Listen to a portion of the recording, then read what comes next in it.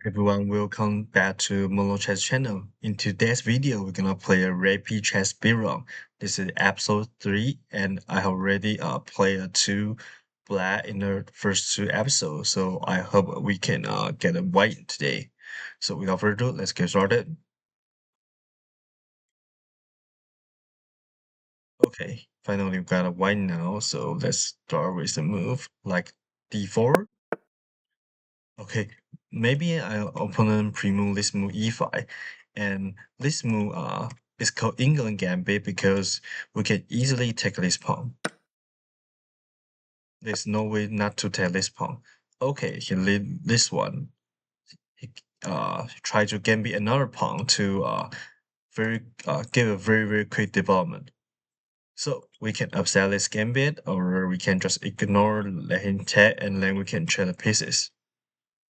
Okay, let's develop first. If he take, we can trade and take this pawn back. Okay. So I'm just a clean pawn up, and my opponent's king just in the middle of the board, and he has to deal with this fork. Okay, so I want to because the king is in the d file, so maybe I can castle to the queen side. So now the rook can directly attack the da king. But I play here, maybe he will pin my knight to damage my structure. If I go here, let's start with the move e4 to try to open out the light square bishop. It moves very fast, and my knight can go. We can just go back to the f3. Maybe play here to harass the bishop. Okay. Uh, Knight c6. So if we play knight b4, it will be a fork. So maybe we can play a3 to stop any idea from bishop b4 check or knight b4. Okay. And then we can develop our knight to f3, to c3, sorry. Now this, because he already played a5, so the b5 square is very weak, maybe we can put our bishop here.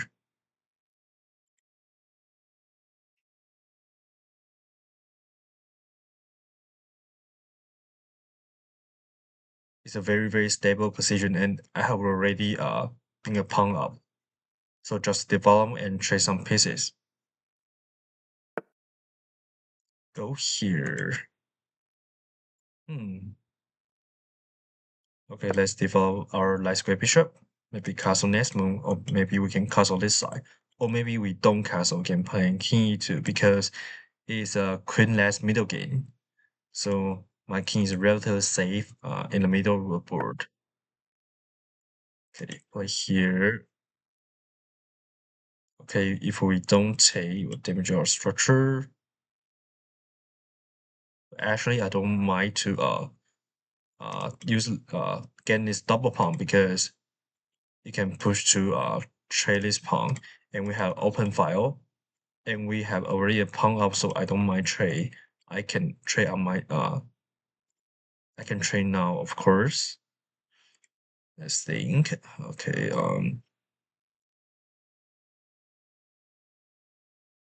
or we can play this move. Not necessary. Okay, let's just develop pieces.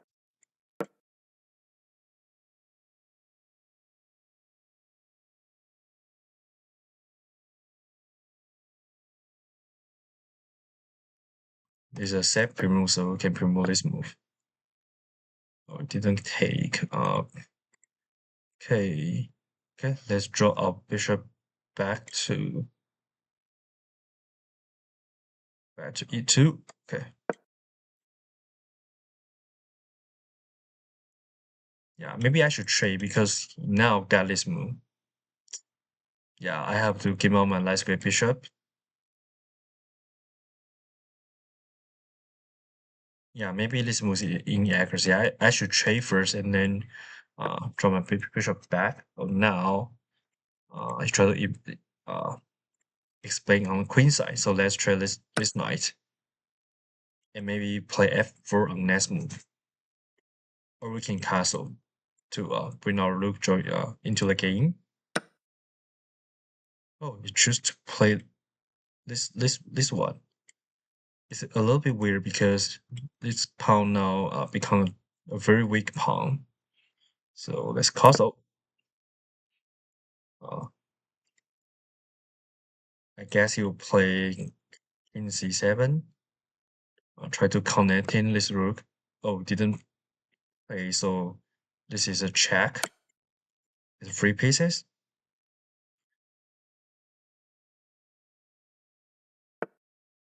Go here. Now we can take this pawn after he take our knight. We can tap back with our rook, or we can sack our rook because uh, a knight, and bishop is 6 point, a rook is 5 points, so it works.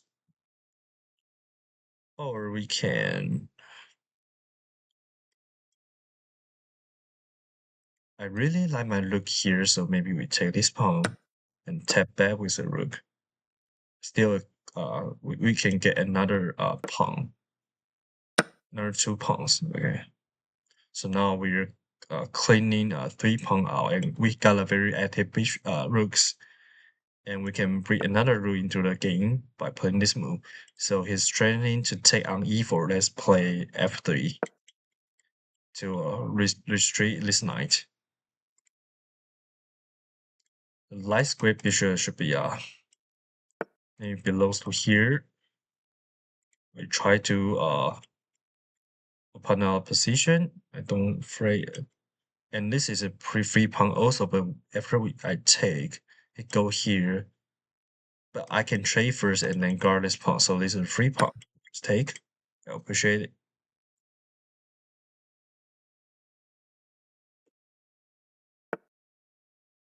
Okay, I know too many pieces, too many pawns, so I don't mind trading. And now I can bring our rook into the games, or yeah, let's trade one more pieces.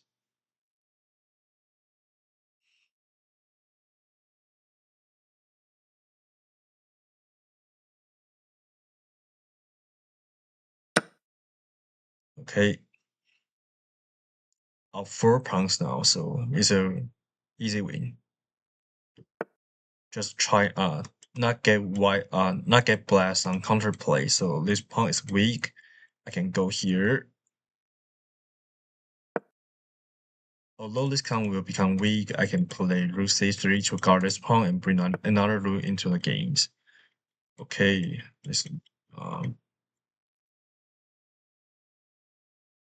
let's play active. Or we can play h4, go here, and can go back. No, just bring our rook into the game. We go here, we go back, or play rook d3. Let's play rook d3.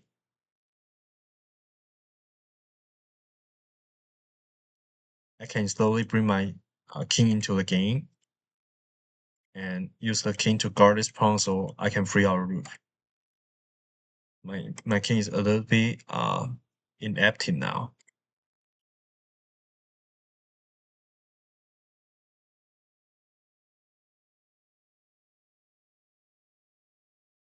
If we go here, I can go back. Go here, maybe. Okay, and start to attack. Maybe rook d finance move. Okay, let's double our rook.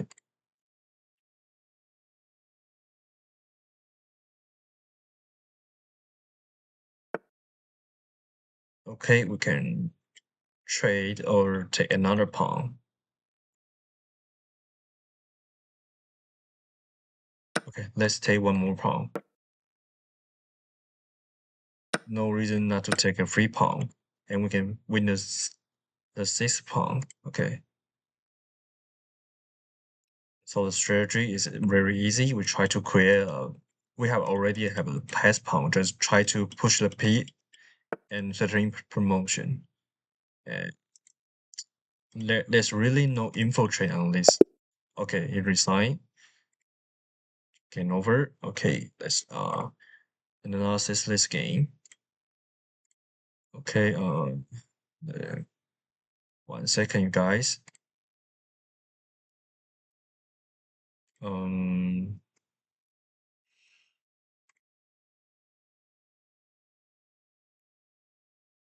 okay,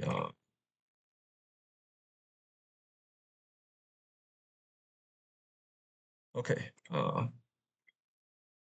got white pieces. So my opponent just pre-move this one. Maybe he's prepared for e4, e5, and d4, e5. Yeah. So this one this e5 is called Englund Gambit because obviously no one protecting this square. Not like the e4 d5, the Scandinavian defense, because the queen guard this pawn, so it's not a gambit. Okay, so no reason not to take it. So the England gambit goes here. After you take this pawn, you will play knight c6, try to take back. After you defense, you will play queen e7, try to attack. After you protect by use dark square bishop to protect this pawn. Here comes queen queen b4 check. This is forward, so we have to go bring our bishop back to d2 while it's check and simultaneously save this bishop.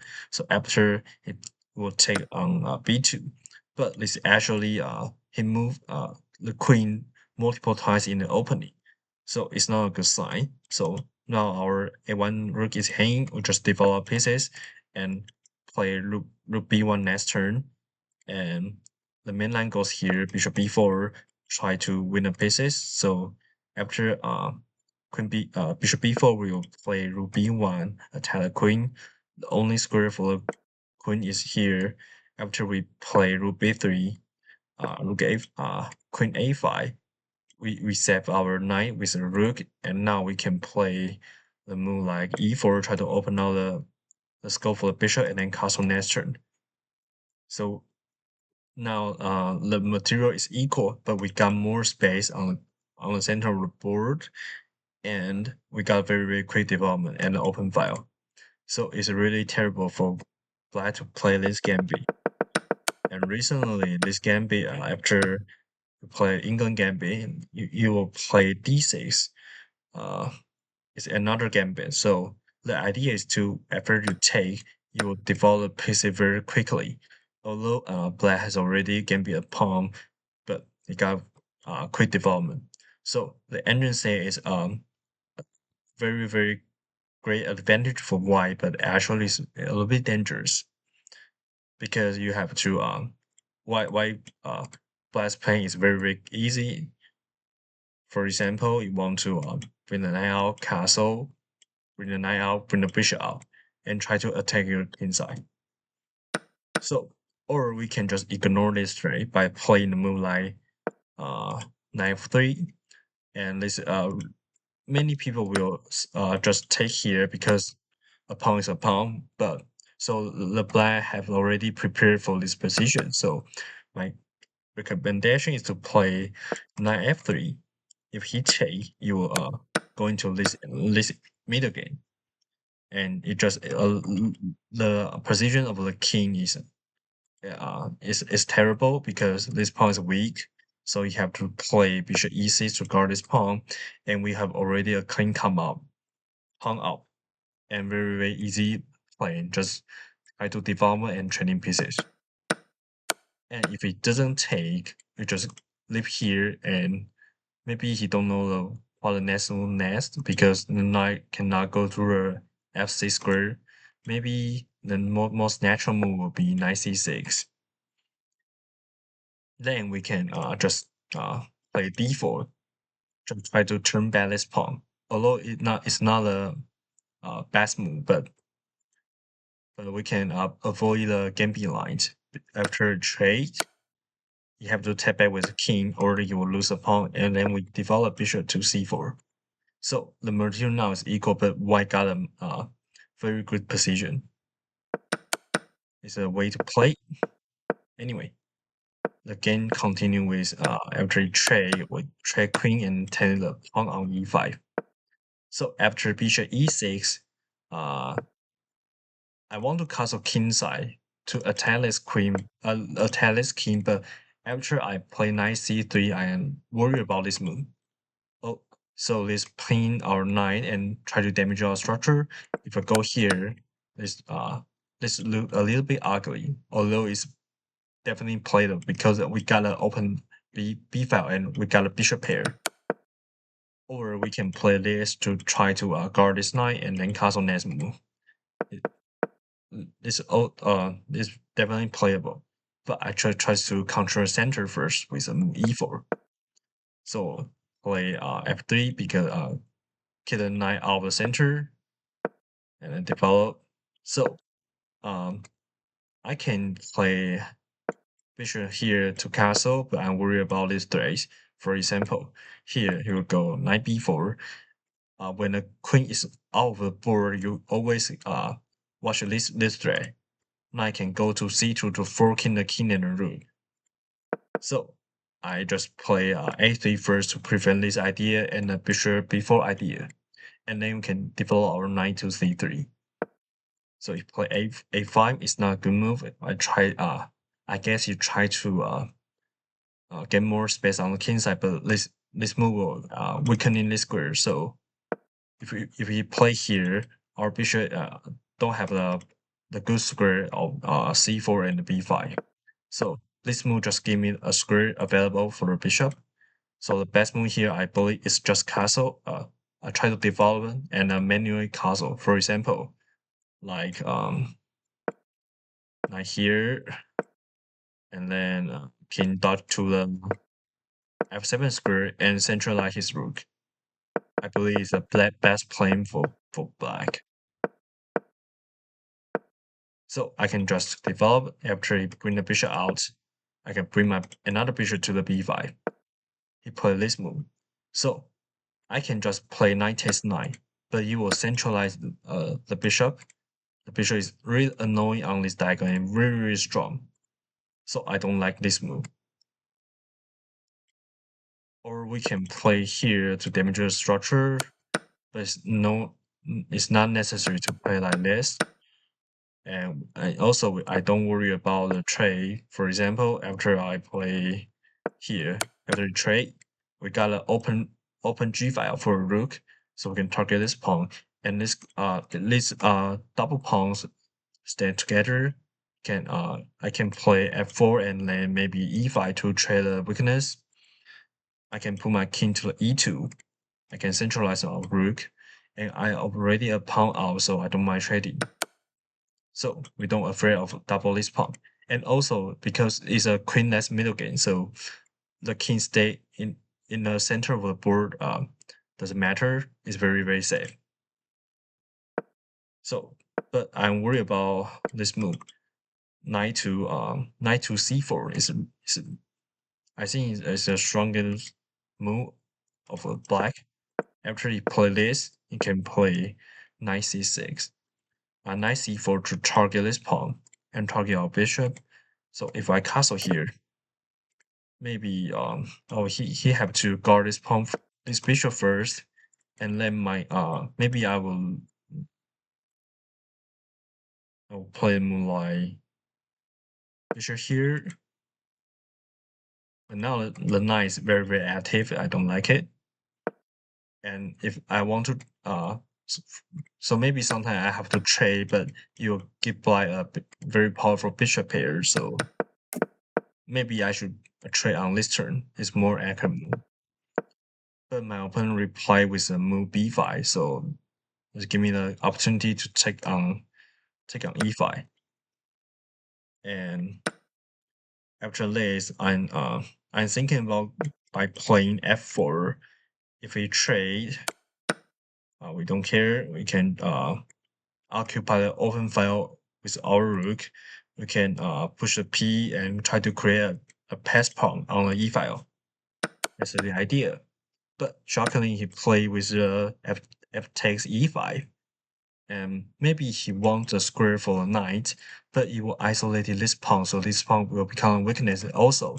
This bishop is very, very terrible on d6, so it's not a good move. He should definitely uh, take on e5 with bishop.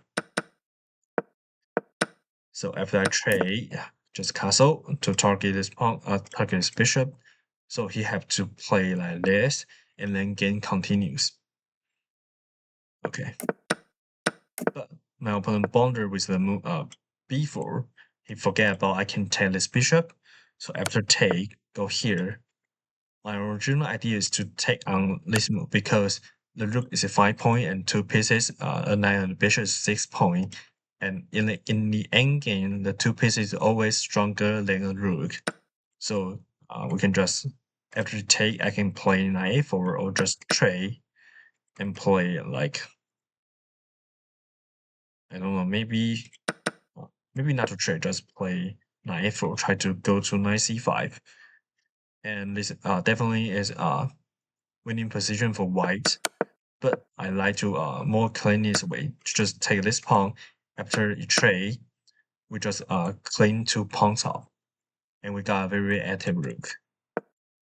So he played move knight here to target this pawn. Of course, we don't want to lose our pawn. Just play f3 to guard this knight, guard this pawn, and restrict this knight square. Actually play g4, g5 is another blunder because just give me a pawn. Maybe he's thinking about this move. After I move the bishop, he can take on g2. Maybe he got some counterplay. It's very common plan, but I got this check, so he had no time to attack on the g2 pawn. I can just play g4. Okay, so the rest of game is okay, he didn't play like this. He played h3, so I can just trade our bishop for knight and then trade another bishop. Because we already up 4 pawns, so it's trading only favor us. So after trade, it's really have white black really has no counterplay. I shut on every counterplay and got a very easy position to play. And then the rest of the game just very easy, just centralize our pieces, protecting our weakness, and attack opponent's weakness. He got a very 3 weak pawn. And then double our rooks. You can see the last rook is really, really inactive. Trade, I can just trade and trade another pieces, or we can take another free pawn. So after trade, he resigns. And if the game continues, I will play maybe, there's really no infiltrate on this file, so we can just play this pawn. And we got 3 connected pass pawn, just push the P, and the white black rook and the king have to defend this pass pawn. And then we can push another pass pawn, so, and then queening. It's easy. Okay, so it's just a not an exciting game because we got a very, very stable position from the opening. And okay, I hope you enjoyed today's video. If you like my video, comment below and subscribe. Thank you for your watching. See you in next video. Bye bye.